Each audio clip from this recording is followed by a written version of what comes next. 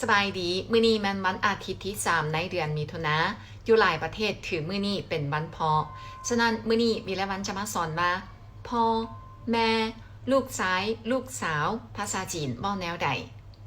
พ่อป้าป้าป้าป้าพ่อ弟弟父亲父亲弟弟แม่妈妈妈妈แม่มันกา母亲母亲มันกา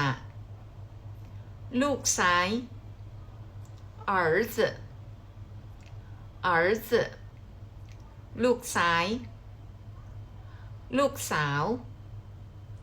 女儿女儿ลูกสาวสุขสันต์วันพ่อ父亲节快乐